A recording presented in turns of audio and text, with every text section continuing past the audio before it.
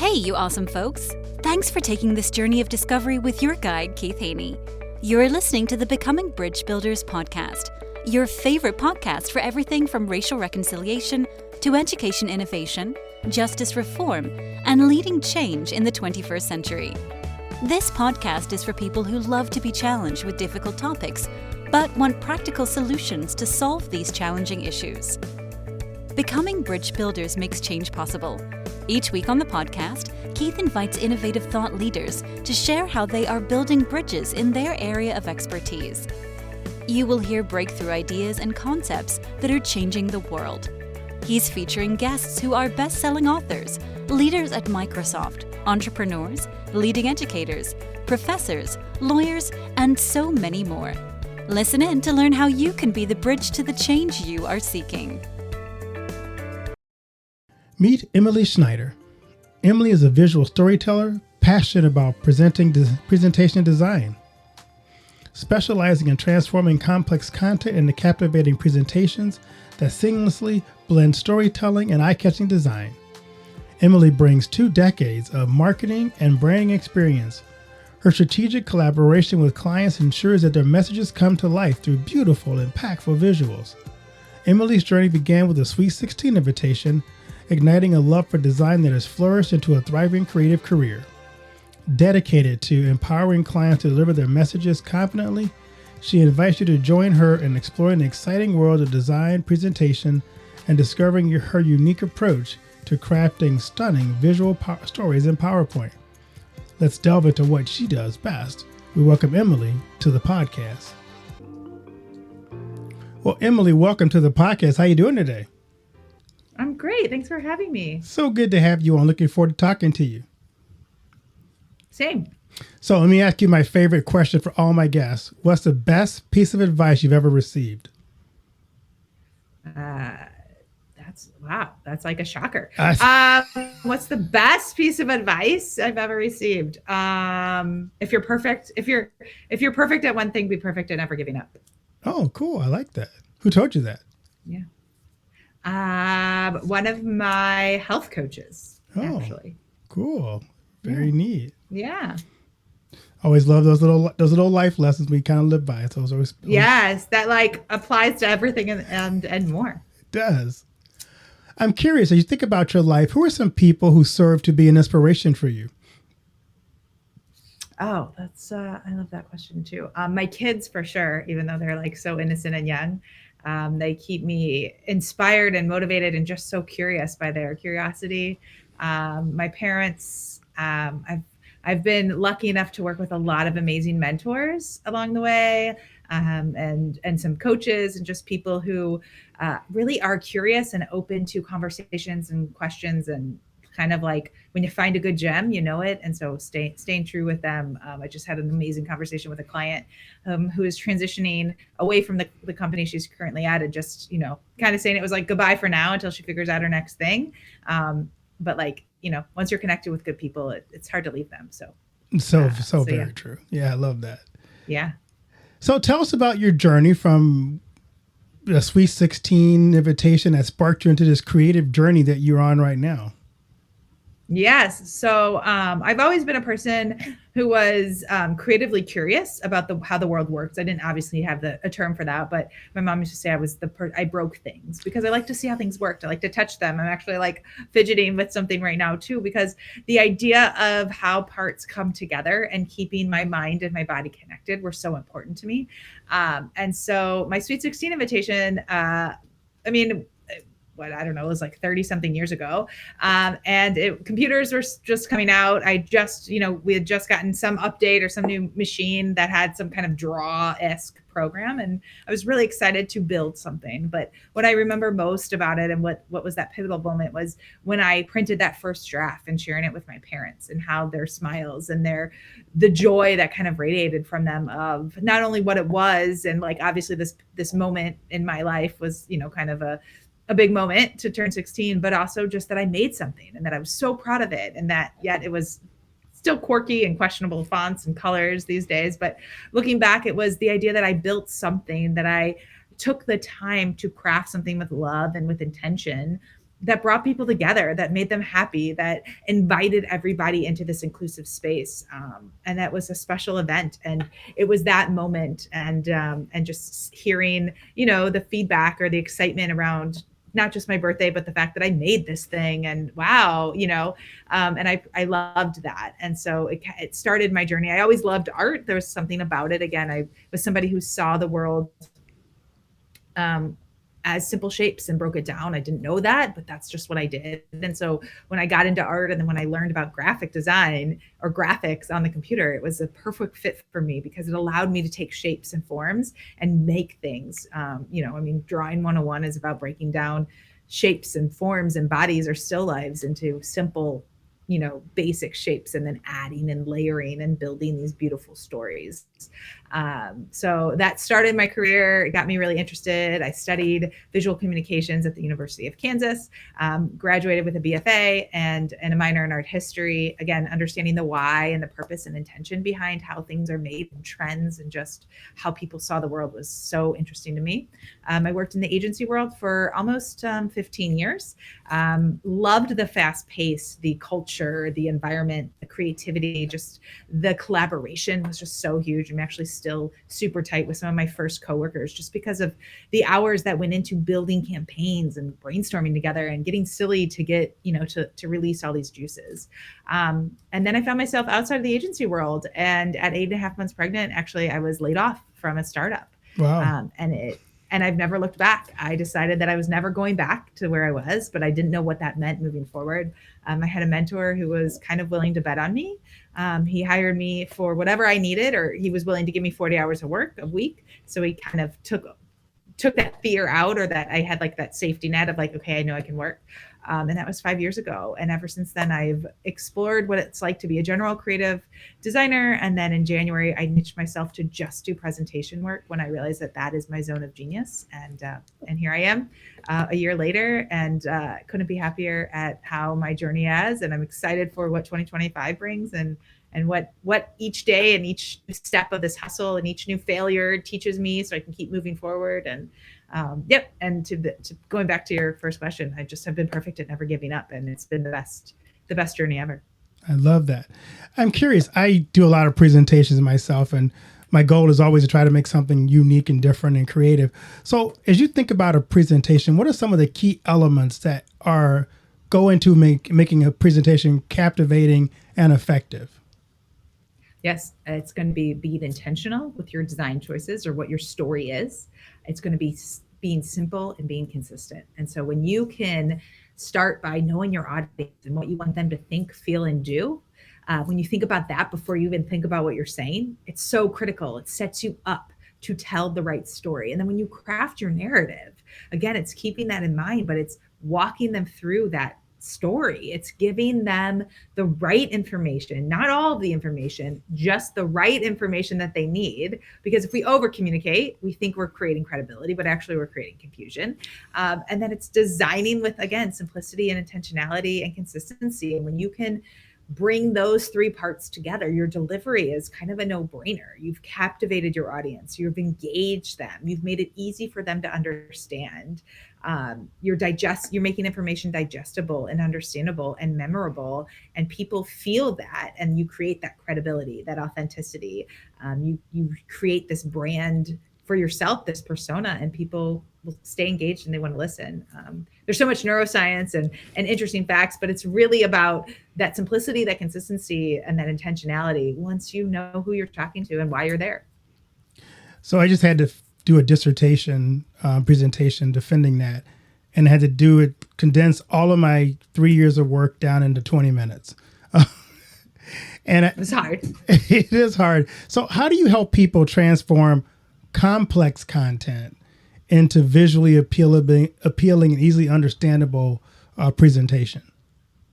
It's part of my process with my clients. So I actually make them walk me through their slides, go through what their presentation is going to be. I ask them questions of who are they talking to? Where are they talking to? What is this meeting about? What are their end goals, right? I don't write the content, but I want to make sure that it's set up for success. And if they're not ready, then they go back and they write it, and then we come and work together. But having them walk me through their presentation and each slide individually allows me to really we create this brainstorming or this dialogue of like, okay, this is what this slide is about. Should this be the only thing on the slide? Should it be an illustration? Are we doing data, or what should we highlight? And we start to have that, open dialogue as they're explaining it to me. I'm sort of brainstorming and sketching and bringing ideas back so I can understand what those key points are, and so that we can really focus in on those. And so that is how I first set it up. And then it's a process. Then we digest those, we start with a few slides, we digest them, we make sure it's understanding. A lot of times clients know what they want to say. They're saying too much, or they just need a space to kind of work through it with somebody else as an outsider. And once they can start to do that and then bring those visualizations, whether it's leveraging, cleaning up the headline treatment, placement, having consistent brand and colors and fonts and treatments, stylizing things, designing your charts, creating an icon story, creating graphics, those kind of things, they really help to take words away and empower the slides to be that beautiful, harmonious background music to this amazing conversation that they're leading. I love that. Sounds like what you're talking about too is how do you tell the story most effectively? So can you give me an example of how you have worked with a particular project or client to successfully blend storytelling and your presentation style into a cohesive, powerful presentation? Yeah. So again, I think it's about understanding their content and what they're trying to say. So I worked with a cryptocurrency startup, a finance startup. They have a lot of numbers, they had a lot of data, they had some trends that they needed to show, right? But it was about understanding what was important on that slide. What are those key numbers or things that need to be repeated and then what needs to stand out? And instead of just taking their Word doc, it was digesting their Word doc into, again, simple concepts or simple buckets so that we could really articulate the key things. And so I took a Word document and we made this beautiful 15-slide presentation, which had flowcharts and data and infographics and, just listing their portfolio examples, right? Instead of just having a bulleted list, it was designing them and stylizing the text so that you had a short headline, or you had a subhead, and then you had a little descriptor, and then you had an icon that was easily, connected to it. And it's bringing to life, to your point, that story with the balance of visuals and design that really helps to elevate that experience for both the presenter and the audience. This is a general question. I know this is different for everybody. Is there what you would say, a perfect length for a presentation? Because, sometimes we live in a television age now where our attention spans are kind of shorter. Is there what you think is an ideal length for a presentation?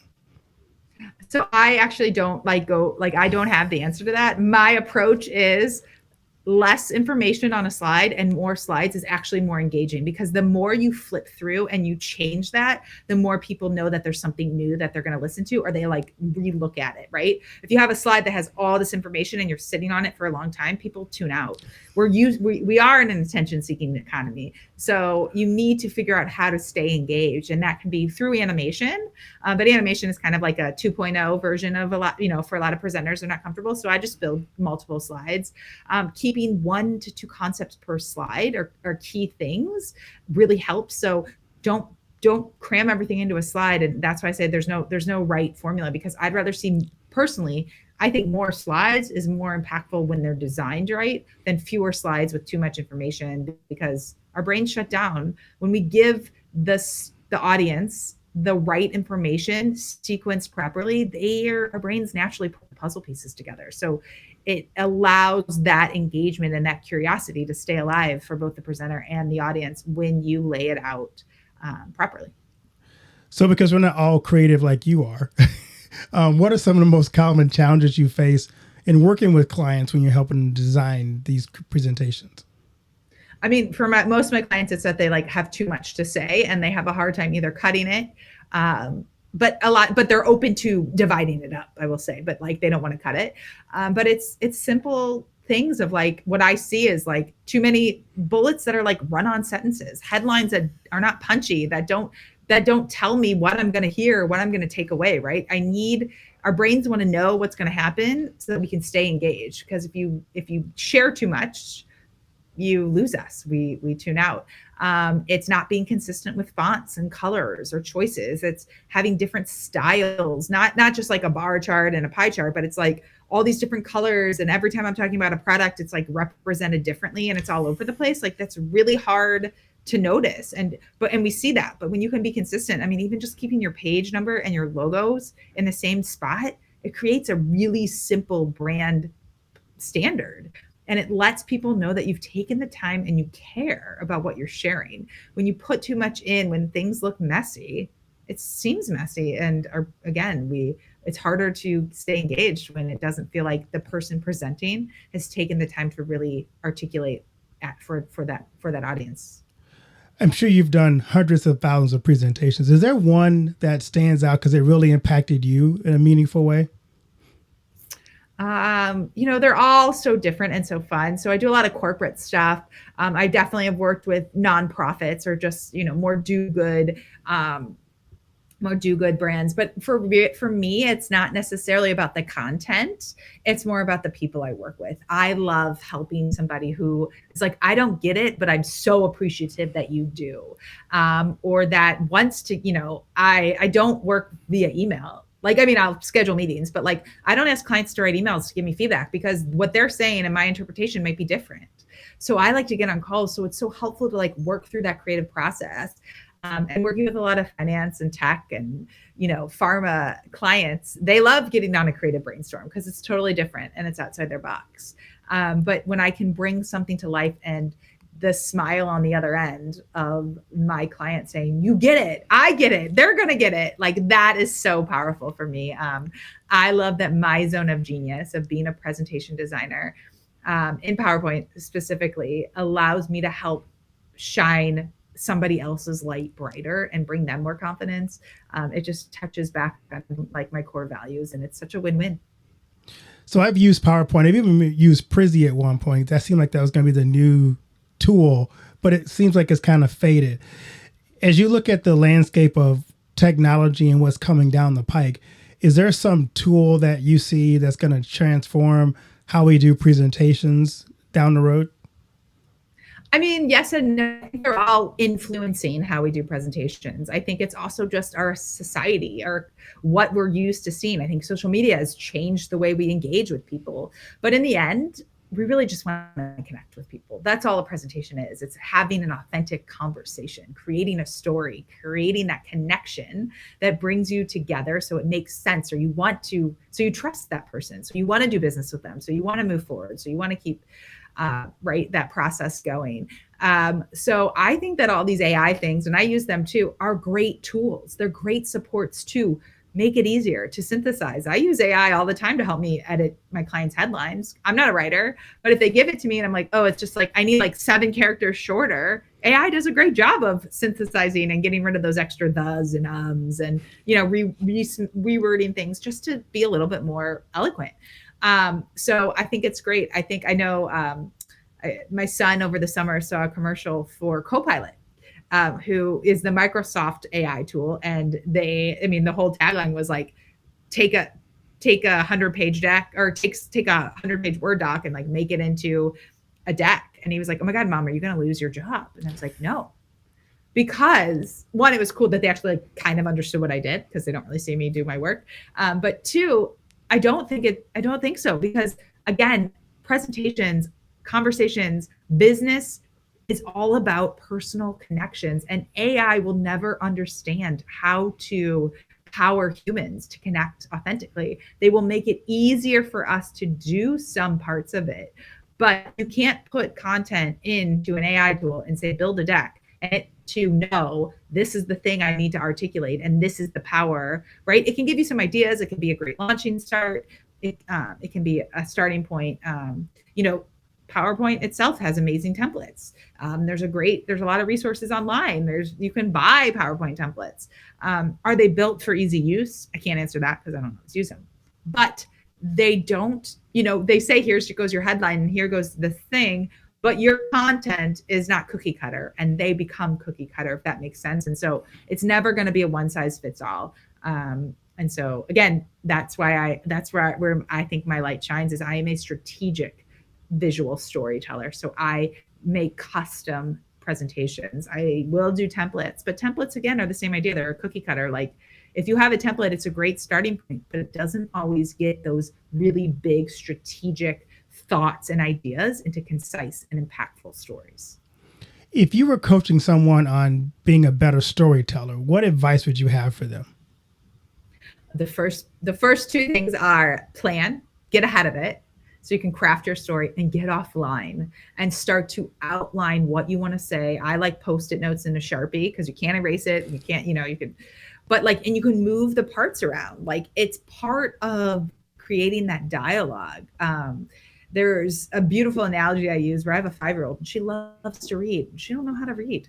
But why does she love reading? Because the power of a strong story with visuals that create empathy, that tell us, tell that connection, that give hints at how and what is happening, really do drive the understanding of who we are and what's happening. And so I think it's really powerful to plan ahead and start offline so that you can craft your story with the right visual intent to support your voiceover. Listening to you talk about this seems to give you such joy. What is the most enjoyable part of what you do?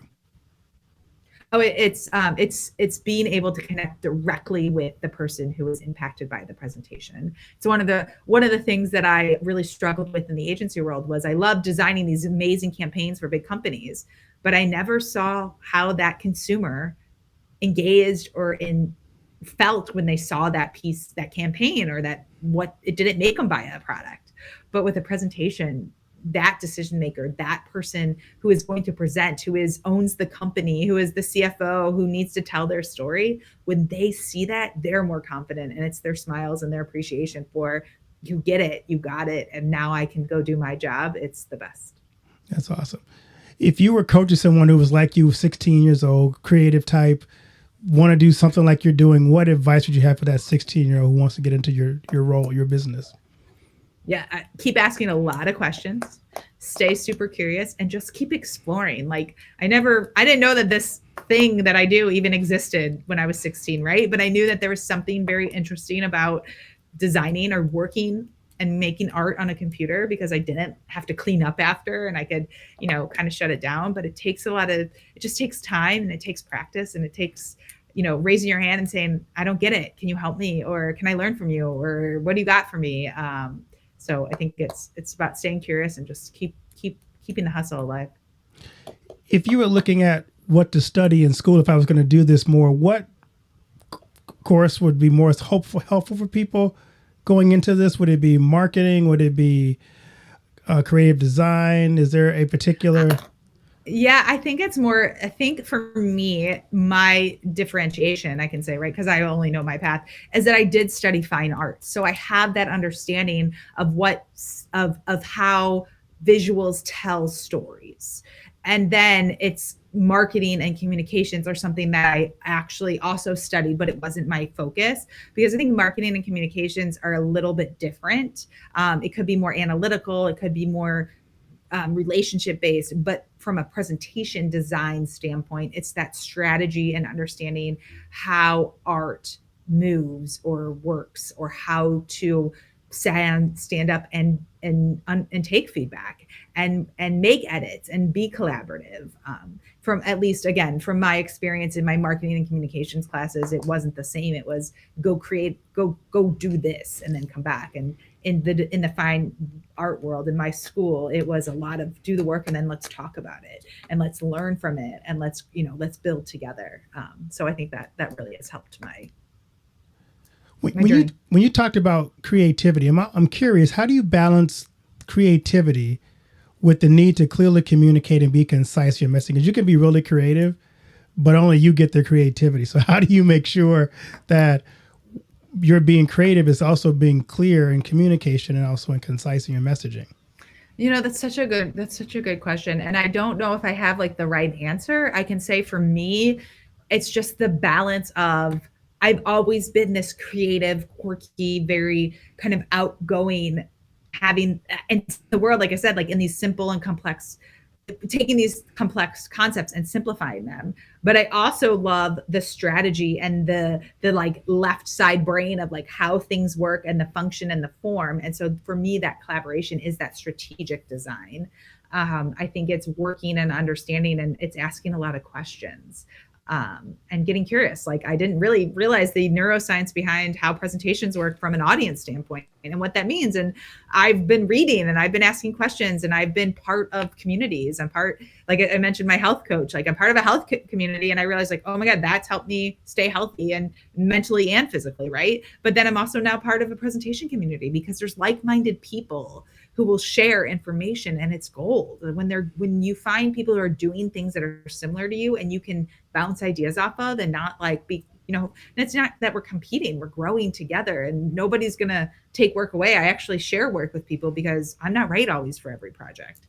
I have a marketing group now too. I have an entrepreneurs group, a couple of them, because again, when you find people that are doing like-minded things, it makes it so much easier to figure out or to ask for help or to say, oh, I never even thought about it like that. Tell me how you do that. I'm going to give it a try.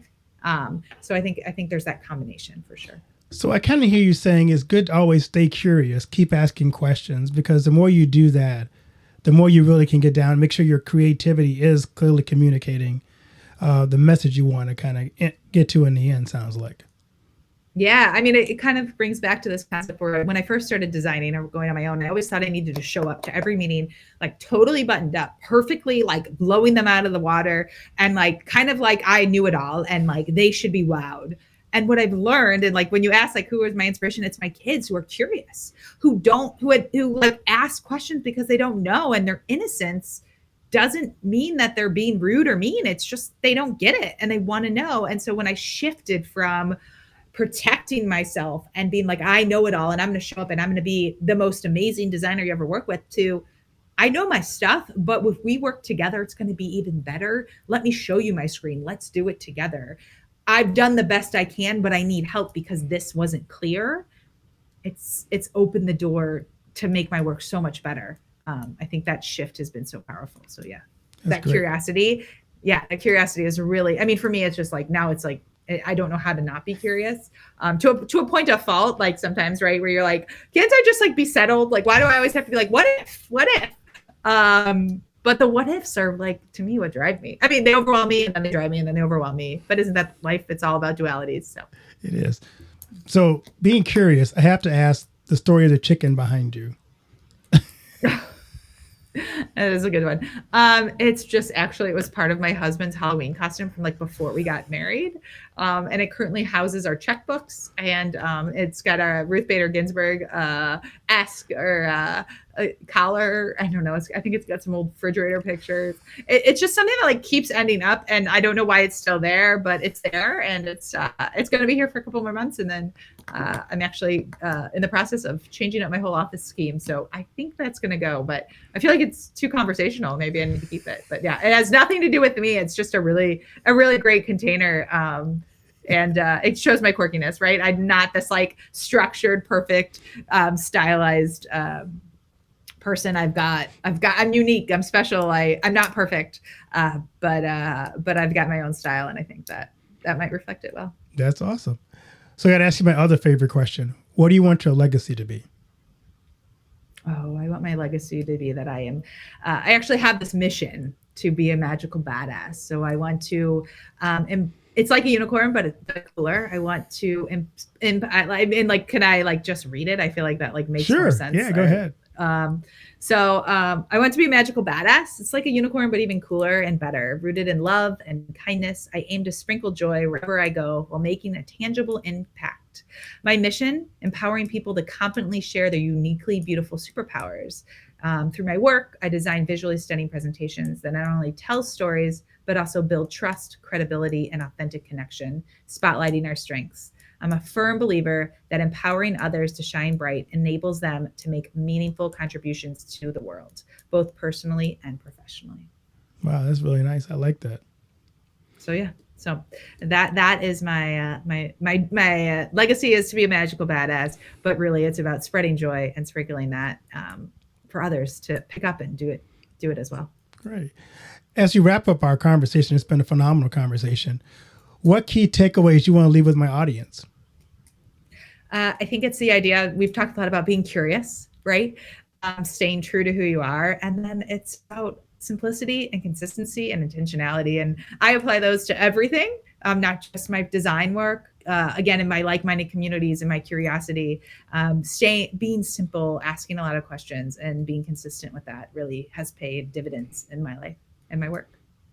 Is there anything I haven't asked you that I should have asked you? Oh, I don't know. I mean, you asked about the chicken. I think that like covers it all. God, I had to ask about the chicken because the chicken's just there saying, ask about me. Yeah, I know, right? I gotta fix it. Where can people find you and connect with you on social media?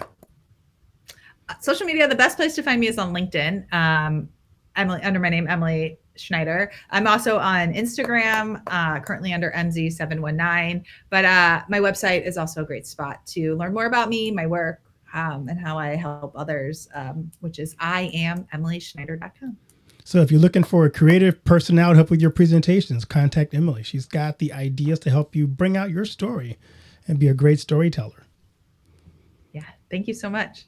Well, thank you, Emily, for being a part of the podcast and providing such great content. Blessings on what you do, and continue to shine bright and sparkle as you go and help people bring out their ideas and live their best self. Oh, thank you so much. It was such a pleasure to chat with you today, too.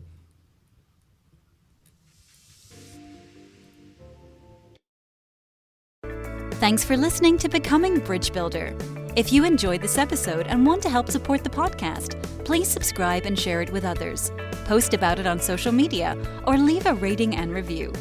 To catch all the latest from me, you can follow me on Instagram at @bkeithhaney and on Getter and Twitter @RevHeadpin. Thanks again, and tune in next time.